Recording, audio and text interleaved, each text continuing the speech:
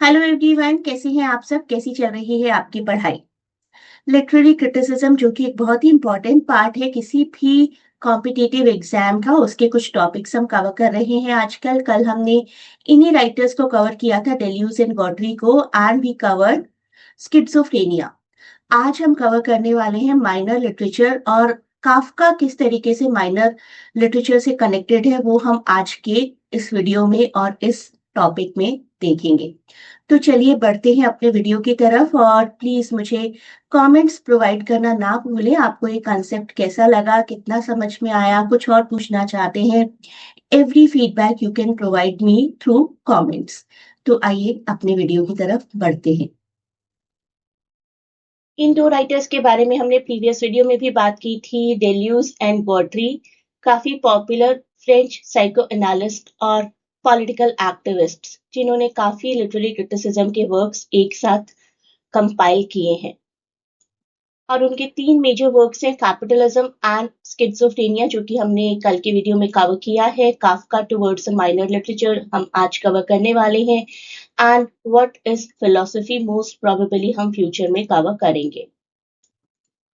बात करते हैं इस किताब की, जो कि सबसे पहले फ्रेंच में ही 1975 में पब्लिश हुई थी, और इंग्लिश ट्रांसलेशन जो इसका हुआ था दैट वाज इन 1986।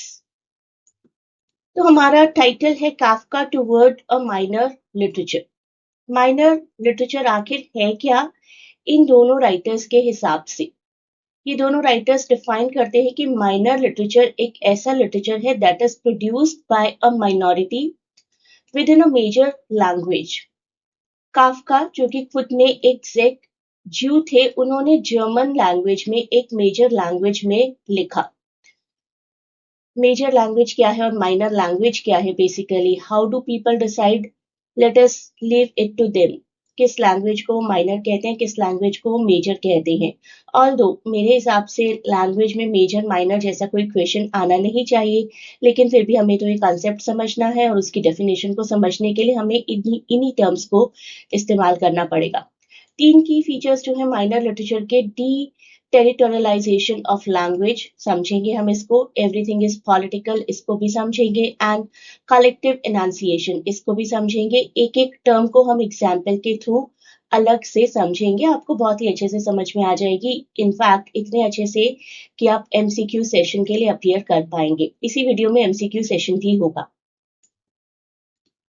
तो एक एक करके इन सभी पॉइंट्स को समझते हैं। सबसे पहले डीटेरिटोरियलाइजेशन ऑफ लैंग्वेज, जहां पर राइटर नॉर्मल रूल्स को चेंज करके या डिफाई करके एक बड़ी लैंग्वेज को यूज करता है। जैसे कि काफका ने जर्मन लैंग्वेज यूज की, और थोड़े से स्ट्रेंज वे में, थोड़े से प्लेन वे में, थोड़े से ब्यूरोक्रेटिक वे में यूज की, ऐसे नहीं यूज की जैसे कि जर्मन लिटरेचर में नॉर्मली की जाती है। इसके बाद जो कैरेक्टरिस्टिक्स है, that is everything is political. In minor literature सारी पर्सनल प्रॉब्लम्स पूरी सोसाइटी के बारे में होती है। Everything is political. आपको सिर्फ इतना फ्रेज आ सकता है एग्जाम्स में कि ये फ्रेज है, ये फ्रेज कब कहाँ इस्तेमाल हुआ था वो बताइए।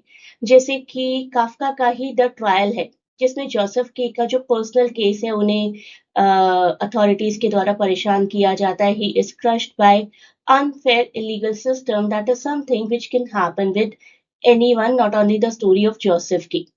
कलेक्टिव इनाउंसिएशन, स्टोरीज में जहां भी आई यूज किया गया है, that I is spoken not only for that particular I but for the whole group of people, not just for itself. सिर्फ एक पर्सन वो आई इस्तेमाल नहीं कर रहा है, पूरी सोसाइटी वो आई इस्तेमाल कर रही है। काफका के जितने भी कैरेक्टर्स हैं, इवन आप मेटामॉर्फोसिस देखेंगे तो ऐसा लगेगा कि सिर्फ उस कैरेक्टर की आई की कहानी नहीं है, पूरी दुनिया की कहानी है। जैसे काफका जब खुद भी बोल रहे हैं, he's speaking about the feelings of Jews in Prague, जो कि खुद एक ज्यू थे। तो ऐसा लगता है कि जो भी ज्यूज ऑपरेशन फेस कर रहे हैं, उनकी कहानी कह रहे हैं काफका। तो काफका, काफका के कैरेक्टर्स हमेशा कलेक्टिव एनंसिएशन की बात करते हैं। मैं आपको सजेस्ट करूंगी कि इस टॉपिक को और अच्छे से समझने के लिए आप काफका को और अच्छे से समझिए, और एटलीस्ट उनका मेटामॉर्फोसिस और द ट्रायल, इन दो वर्क्स को जानने की कोशिश करिए। इन तीनों ही कॉन्सेप्ट्स को थोड़ा सा और समझ लेते हैं, जैसे कि दी टेरिटोरियलाइजेशन ऑफ लैंग्वेज। एक बड़ी सी लैंग्वेज को, जो कि बहुत ही प्रोमिनेंट इंटरनेशनल लैंग्वेज मानी जाती है, उसको थोड़ा सा डिफरेंट बना देना अपनी राइटिंग्स में। जैसे कि कोई नाइजीरियन राइटर फॉर एग्जाम्पल अगर इंग्लिश में लिख रहे हैं, लेकिन बीच बीच में लोकल कल्चर आ जाता है, उनका लोकल प्रोवर्ब्स आ जाती हैं, तो that will be called deterritorialization of language. Everything is political के लिए हमने काफका का ट्रायल का एग्जाम्पल, जोसेफ के नाम के कैरेक्टर का एग्जाम्पल तो ले ही लिया है। एक और एग्जाम्पल लेते हैं। एक story about one farmer losing land. वो दिखाता है कि किस तरीके से ये स्ट्रगल सिर्फ एक फार्मर की स्ट्रगल नहीं है, बल्कि सभी पुअर फार्मर्स की स्ट्रगल है। जैसे कि मुल्क राजानंद का अनटचेबल है।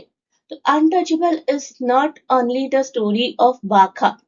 सिर्फ बाघा की कहानी नहीं है ना, बाघा के जैसे कितने सारे और अनटचेबल्स थे इंडिया में जिनका सेम ट्रीटमेंट किया जाता था। तो उन सभी की दास्तान है, उन सभी की कहानी थी अनटचेबल। अब बात करते हैं कलेक्टिव प्रोनाउंसिएशन की। जब भी कहानी में कहीं पर भी आई आएगा, तो वो आई सिर्फ उस आई के लिए नहीं, बल्कि उस पूरे ग्रुप के लिए होगा। फॉर एग्जाम्पल, एक दलित नरेटर है किसी शॉर्ट स्टोरी में, तो he will speak, she will speak for all the Dalits facing the same sort of caste discrimination. This is only from I's point of view. I know कि ये point पिछले point से काफी मिलता जुलता है, एवरीथिंग इज पॉलिटिकल से। Everything is political is about all the situations shown in a particular work, and this I is basically about the first person narration. तो जब भी किसी भी कहानी में एक फर्स्ट पर्सन नरेशन होती है, इवन स्पीच में भी, तो वो आई सिर्फ आई नहीं रहता है, that I applies to the whole group. What does aptly define minor literature according to Deleuze? आप लोग क्वेश्चंस करते रहिए मेरे साथ साथ, अपने आंसर्स को चेक करिए और मुझे स्कोर बताइए कमेंट्स में। इसका आंसर है option 2, deterritorialization of language. According to Deleuze and Guattari, minor literature is defined primarily by option C, literature written by a minority in a major language. देखिए, ये question आज आपको बहुत आसान लगेगा, लेकिन आपने ये टॉपिक पढ़ा ही नहीं होता तो कितना डिफिकल्ट लगता। Which of the following is not one of the three features of minor literature described by Deleuze and Guattari? Deterritorialization of language, everything is political, collective enunciation और रोमांटिक इंडिविजुअलिज्म। हमने पूरे video में कहीं बात नहीं की romantic individualism की, and we know this is the right answer, but again the same thing, आज नहीं पढ़ा होता तो शायद हम इसका आंसर नहीं जानते। So this is it for today. You may join the classes. Live classes में आपको और ज्यादा एक्सपोजर मिलता है, पीडीएफ प्रोवाइड की जाती है, एमसीक्यू सेशंस होते हैं time to time, even of class भी आपके एमसीक्यू सेशंस में कंडक्ट कर देती हूँ। आप में से जो भी ये क्लास ज्वाइन करना चाहता है, there is a Telegram link given in description, उस पर कनेक्ट हो जाइए। In fact if you do not want to or can not join the sessions, तो आप पीडीएफ्स के थ्रू भी पढ़ सकते हैं यूजीसी नेट के लिए या मास्टर्स इंग्लिश एंट्रेंस के लिए।